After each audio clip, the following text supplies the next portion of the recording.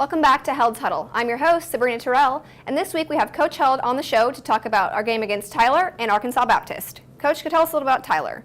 Well, Sabrina, it's good to be back. Last time we spoke, it was after the Berlin game, and we had struggled in a few areas, specifically offensively. We went down to Tyler, really good atmosphere. We were able to. We got down early. We were down 17-0, and our kids were very resilient.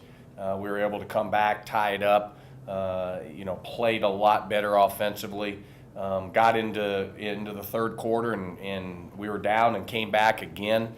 Got it to 31-all and had the ball. And about 7 minutes left in the third quarter, we kind of we imploded. I tell the guys, meaning we just kind of fell apart. And we had close to 600 yards of offense. Defensively, we had 5 straight stops against him. The thing about it is when you play the 10th ranked team in the country, you got to play for 4 quarters, and that's part of the learning process, especially playing on the road. We didn't end up getting it done in the game, but we made a lot of progress. And like I said before, we're just trying to get better and build an identity. We came off that game, and then most recently we went to Arkansas Baptist.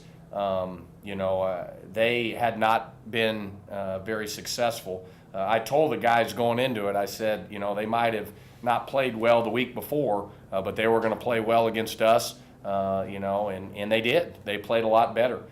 We got up in the game early, right before half. Thing about we did, defensively, played very, very well. Offensively, did a lot of good things, but we just left too many plays on the field, which allowed them to kind of stay in the game. And then it was crazy. We're up 16-0 with 5 minutes left, and we throw an interception for a touchdown. They go for 2. It's 16-8. They do an onside kick, get the ball back, go down and score, and now it's 16-14. They go for 2 and don't get it. So now we're kind of at a fork in the road, and our kids, we had the ball, we got the ball back, 4 minutes left, and it was, if you go 3 and out, who knows what happens, but our kids were able to run out the clock, and we found a way to get to W. Our goal going into it was to be 2-3 when we came back. That's what happened. A lot of positives, still a lot of things we got to work on, but at the end of the day, it's a process, and to turn this thing around is not going to happen overnight. But I feel our kids should be excited about getting the win, and then we have another tremendous challenge as we get ready for this week against Kilgore. Of course. Well, congratulations to you and the team. How do you feel going into this week against Kilgore? I feel very good. They're coming off a really big win. They beat Navarro, in crazy fashion. They scored with 20 seconds left on the last second touchdown. So they're going to be coming off a high. They're 4-1. They lost to Trinity Valley, who, is a really good team. But they beat Navarro, and they beat, like opponents. They've beat both the teams we've beaten. So, thing about Kilgore is they're a very physical football team. They're well coached. They're disciplined. And they play the game how you're supposed to play it. I kind of model what we're trying to do after what Kilgore does in terms of the physicality and the toughness and everything they do. So the thing about it is, at the end of the day, they're going to look at us and say, this is an easy win. Obviously our guys are, they have to change that mentality, and how you change that, you got to go out there and we got to start fast, and we got to let them know we're ready to play.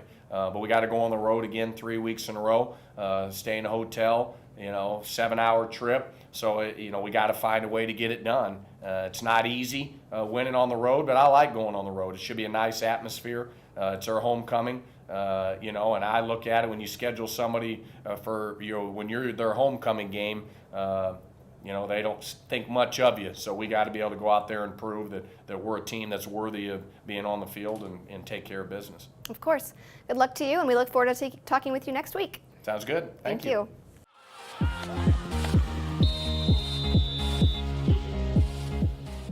This week for our Defensive Player of the Week, we have sophomore linebacker Chris Baccus. Chris, tell us a little about yourself. Well, I'm from Beggs, Oklahoma. I went to high school at Beggs, Oklahoma. I came up here. I'm a redshirt freshman, and that's about it. Of course. Tell us a little how your season's gone so far.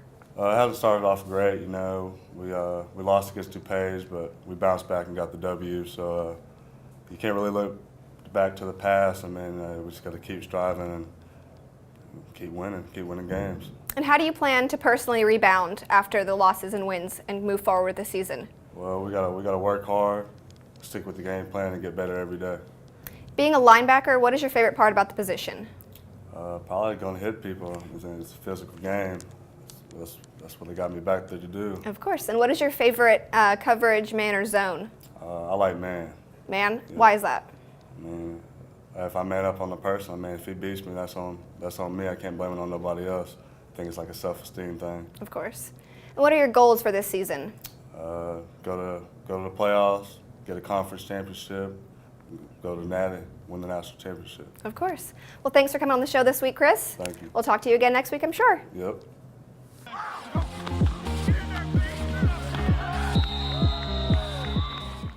This week, for our Offensive Player of the Week, we have sophomore tight end Scott Matiaha. Scott, why don't you tell us about yourself? Well, I'm originally from New Zealand. I moved over here in 2007. I graduated from Thomas High School. It's in Thomas, Oklahoma. Most people haven't heard of Thomas, but it's a small town in western Oklahoma. And how has this season gone for you so far? So far, it's been all right. You know, the losses kind of give you a bad feel on the whole season, but overall, it's getting better, and I hope we just keep getting better and better every week. And tight end is a tough position to play. What do you struggle with most in that? Well, in high school, I played wide receiver, so I didn't really block very much. So I kind of pulled towards receiving, and blocking is just something I have to work on every week and get better and better. So that's one thing I work on. Of course. And what are your goals this season? Just like everyone else's, you know, we want to win a conference championship and win every game after this week and just keep going on and eventually end up in a national championship, hopefully. And last week during the game, you had an amazing catch. What was going through your mind while that was happening? Oh, well, it's like every other play. You know, you just got to do everything right and try to get through the play. And my mindset is either he wins or you win. So, obviously, I won on that play, and it was just a good play. That's a good motto. Coming out after a win last week, how do you prepare yourself for this week's game against Kilgore? Oh, you know, our coaches do a good job. They do a good job of keeping us prepared and ready for the game every week. So we just need to go by their game plan and execute it to the best of our ability. Of course. And what are you looking forward to most during this season? You know, just playing with the guys. They're a bunch of good guys to play with. You know, they're my brothers. So playing with them is just really fun for me. Thanks. Well, it was great to hear from you, Scott. You too. We hope to hear from you again soon.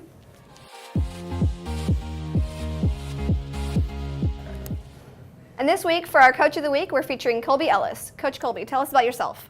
I'm originally from Tonkawa, Oklahoma. I was born, raised there pretty much. Played high school football there.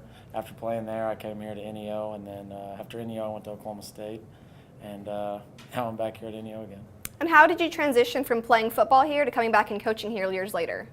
It wasn't really that hard. I enjoyed the time that I had here when I played. And then Oklahoma State was pretty special. 2011, got to be a part of the Big 12 championship and the Fiesta Bowl, and then the Heart of Dallas Bowl in 2012. And then coming back here it was exciting to see all the new things happening here with the new stadium and the turf here now. Turf wasn't here when I was here, but it's glad to see that the program's headed in the right direction. Of course. Well, that sounds exciting. Coaching the outside linebackers, how do you feel they've done so far this season? They've done well. There's always room for improvement, of course, but Brady Crittenbrink, that's returning sophomore. He started last year. He's played really well. And then for Darren Ashley, he's a true freshman. He's stepped up and made some plays as well. That's great. You also coach special teams. How do you think that's going so far this season? It's going good. I mean, like I just said, there's always room for improvement, but I think things are going well. Guys are adjusting to the schemes and different looks we're getting week to week. So that's exciting. I mean, that the guys, they're learning more and more, too, about the game and special teams. So really look forward to working with them every week.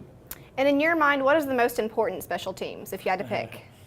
I don't know. I like all of them. They're all huge to me. If I had to pick one, I'd probably say kickoff return. Just so, you know, it's one of those things, you start out the game, and hopefully if you get a great return, you can return it all the way. But to set your offense up, good field position to start the drive. And what personal goals do you have for your teams this season?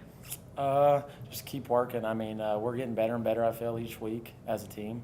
So as long as we keep working every week and hopefully get another win against Kilgore this week. That would be huge for us, and just keep rolling, taking it week by week, and getting better. Of course. Well, good luck to you guys this week against Kilgore, and it was great to hear from you. Thank you. Thanks for watching Huddle's Huddle this week. I'm your host, Sabrina Terrell, and next week we will not actually be having a show, so stay tuned for 2 weeks ahead where we talk about Kilgore and Navarro.